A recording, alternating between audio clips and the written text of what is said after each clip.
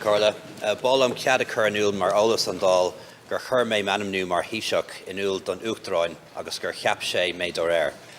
I've informed the President of my nomination as Taoiseach and he has appointed me accordingly. Ceann Comhairle, when I became Taoiseach for the first time 5.5 years ago, I used this speech to set out the direction for the government. Back then, Brexit was the biggest challenge facing us as a country. We also faced significant problems in housing and health. By the time I stood down as Taoiseach in the summer of 2020, the biggest challenge facing us was COVID, a pandemic which brought the world to a standstill, but which we emerged from united and stronger as a country. I learned a lot from my first term as Taoiseach, especially during that painful time, and it showed me what was really possible when we mobilised the real power of the state, the true capacity of government. Things that seemed impossible were achieved in a short amount of time as immovable obstacles were removed. The private, public and voluntary sectors working together for the common good. And I believe that offers a blueprint for how we can overcome the great challenges of today, a direction of travel for this state in the 21st century. Ceann Comhairle, we're living in an age of emergencies. Climate, the war in Ukraine, housing, the cost of living, child poverty. There are also threats to the economy and employment, and to peace and partnership on our island. We're facing deep political and social crises, and they affect every community in our country. So we need to treat each of them as a national emergency and deploy the full resources of the state, the full machinery of government, to make an immediate and real difference, and that's what we're committed to do as a government. When the life of our nation was in peril, we joined together to protect each other. Today, the hopes and dreams of our nation depend on us fixing the problems we face. To do so, we need to be all out, to be radical or redundant.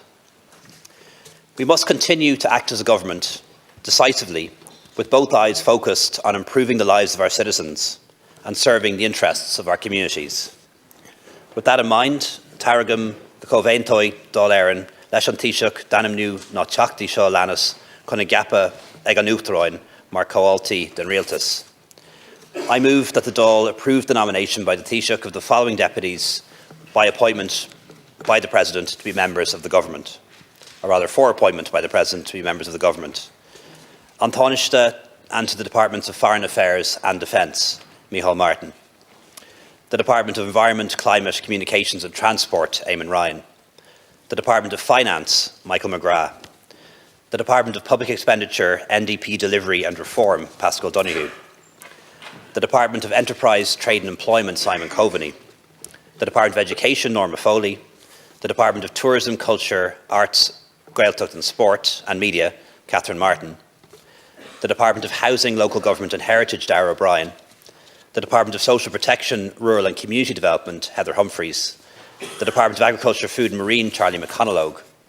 The Department of Children, Equality, Disability, Integration and Youth, Roderick O'Gorman. The Department of Health, Stephen Donnelly. The Department of Further and Higher Education, Research, Innovation and Science, and also the Department of Justice to Simon Harris.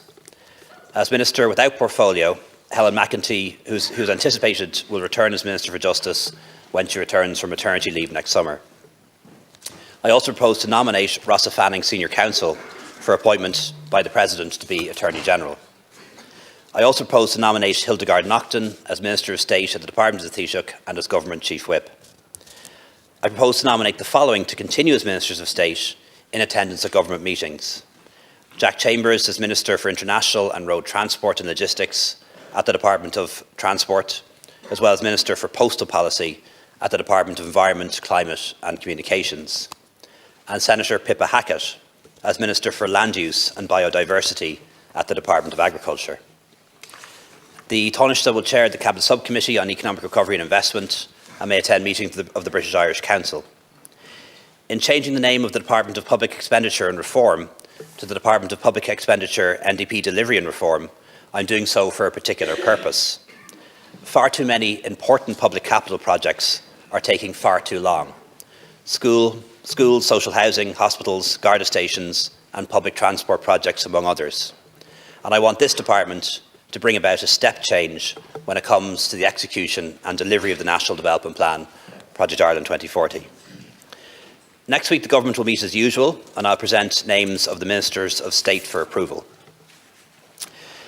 Ceann Comhairle, there are a number of pressing challenges that will define the rest of our term in office. First among these is housing. We must do whatever it takes to solve this social crisis and reverse the trend of rising homelessness and falling home ownership. We must apply the same spirit of determination, action and immediacy that we saw during the pandemic to this great challenge of today. We will leave no stone unturned. No option will be taken off the table without due consideration. Housing for All is a comprehensive plan, and working with Minister Darragh O'Brien, I'll do all that I can to drive it forward. We need to clear bottlenecks to turn the tens of thousands of unactivated planning permissions into new homes over the next 2 years. We need to dramatically reduce dereliction and bring down rents in real terms. The second is taming inflation and bringing the cost of living under control. In the months ahead, we'll assess the challenges facing our citizens, whether to do with the cost of energy, childcare, education, rent or healthcare. And we'll also take account of price developments and adjust our policies accordingly. The third part of our collective mission must be ensuring the best start in life for every child. As I outlined earlier, our focus must be on reducing child poverty and improving well-being. Our vision is to make Ireland the best country in which to be a child. We have to give everyone the best start in life, empowering them to make the most of that start through education, through equal opportunities, good jobs, to a better future. As a government, our energy and ideas will be used to improve access to therapies and provide more special needs education. And so I'll put in place a new unit in the Department of the Taoiseach to coordinate this approach, working closely with Ministers O'Gorman, Foley, Humphreys, Harris, Donnelly, among others. Our fourth ambition is to become energy independent by harnessing our untapped renewable energy resources. This will be our moonshot for the 21st century, something to strive for, not because it is easy, but because it is hard. Recalling Ardna Crusha and the spirit of the Free State, our Shannon Scheme 2.0. I'll work very closely with Minister Eamon Ryan to do what needs to be done, the timeframe and the resources needed to make it happen, including developing the capacity of the Department of the Taoiseach on climate action. It's a project that will go beyond the lifespan of this government, into the next one and the one after. But it will be worth doing, and it'll bring enormous benefits to our economy, our environment and regions. Another ambition is to build safer communities and safer streets and improve our national security. We'll build on the work underway to tackle crime and antisocial behaviour. We'll provide additional resources to the Gardaí and the Defence Forces, as well as passing new laws to ensure that we apprehend criminals and deal with them appropriately. We also need to ensure balanced regional development, whether through the National Broadband Plan, the regeneration of our rural communities, or a better future for those involved in farming and fishing. And we'll continue to adopt a town and village first approach. All of these ambitions are achievable, but they're only achievable because of our economic policies, our pro-enterprise, pro-trade and tax competitive approach, our sound management of the public finances, and our decision to be at the heart of the European Union. With the steady leadership of Ministers Michael McGrath, Pascal Donoghue and Simon Coveney, I am confident this will remain the case. Ceann Comhairle, Ireland must once again become a place where it's possible to dream of home ownership, to dream of a better life, to dream of a better Ireland, and more importantly, a place where those dreams can be realised. Next year marks the 25th anniversary of the Good Friday Agreement, an historic agreement that brought peace to our island and gave hope to people who were living in constant uncertainty and fear. In recent years, various things, some foreseen, some not, have weakened relationships crucial to the maintenance and strengthening of that peace. The efforts of the Taoiseach Minister for Foreign Affairs will be crucial to this work and is something that I'll share responsibility for in the weeks and months ahead. We must work together to re-establish the Good Friday Agreement institutions in the North. We must set aside our differences, forgive past mistakes on all sides, and seek a new beginning in a spirit of friendship and understanding. New Year's Day also marks the 50th anniversary of Ireland becoming a member of the EEC, now the European Union.